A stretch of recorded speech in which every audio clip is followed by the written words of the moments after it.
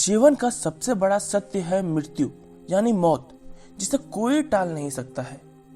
जो मृत्यु लोक में आया है उसे एक दिन अपने शरीर को छोड़कर जाना ही है। शरीर में मौजूद ऊर्जा, जिसे हम आत्मा कहते हैं, वह कभी समाप्त नहीं होती, बस रूपांतरित होती रहती है। यह ऊर्जा जब शरीर से निकलती है तो यह कुहासे यानी धुएं के समान होती है, जिसकी छवि उसी प्रकार होती है जिस शरीर से यह निकलती है।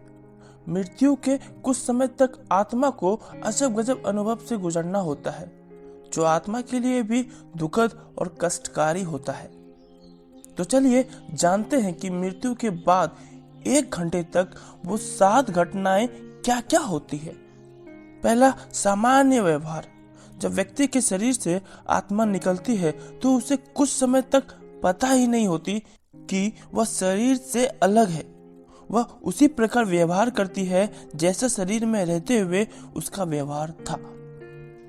दूसरा, अचेत अवस्था। आत्मा शरीर से निकलकर कुछ देर तक अचेत अवस्था में रहती है, यानी आत्मा को इस प्रकार का अनुभव होता है जैसे कठिन परिश्रम या बहुत ज्यादा मेहनत करने के बाद थका हुआ इंसान गहरी नींद में सोता है, लेकिन कुछ पल में यह अचेत सचेत हो जाती है और उठकर खड़ी हो जाती है। तीसरा, बेचैनी और छटपटाहट। शरीर से निकलकर खड़ी आत्मा अपने सगे संबंधियों को पुकारती है, लेकिन उसकी आवाज कोई नहीं सुन पाता। इससे आत्मा को बेचैनी और छटपटाहट होने लगती है।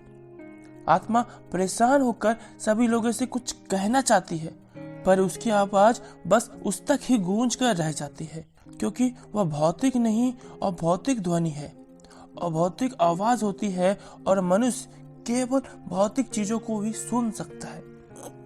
नहीं होता संचार।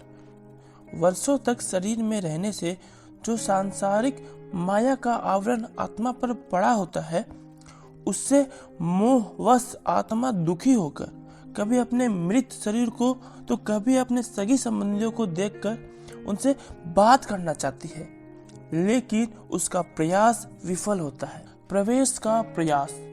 आत्मा कोशिश करती है कि वह फिर से शरीर में प्रवेश कर जाए, लेकिन यम के दूत उसे शरीर में प्रवेश नहीं करने देते। धीरे धीरे व्यक्ति की आत्मा यह स्वीकार करने लगती है कि अब जाने का वक्त हो गया है। मोह का बंधन कमजोर होने लगता है और वह मृत्यु लोक से विदा होने के लिए तैयार हो जाती है। होती है दुखी। शरीर के मृत हो जाने पर आत्मा अपने परिजनों को रोते बिलखते देखकर दुखी हो जाती है और खुद भी दुख से व्याकुल होकर रोती है, लेकिन उसके वश में कुछ नहीं होता। वह लाचार होकर सब कुछ देखने और अपने जीवन काल में किए कर्मों को याद करके दुखी होती है। यम के दूत आत्मा से कहते हैं कि चलो, अब यहाँ से चलने का समय आ गया है, और कर्मों के अनुसार उसे लेकर यम मार्ग की ओर चल पड़ते हैं।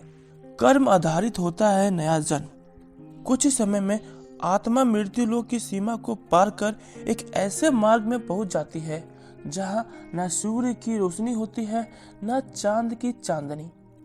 उस लोक में हर जगह अंधेरा होता है। यहाँ आत्मा अपने कर्मों और अपनी इच्छाओं के अनुसार कुछ समय तक विश्राम करती है। कुछ आत्माएं जल्दी शरीर धारण कर लेती है, तो कुछ लंबे समय तक विश्राम करने के बाद अपनी इच्छा के अनुसार नया शरीर धारण करती है।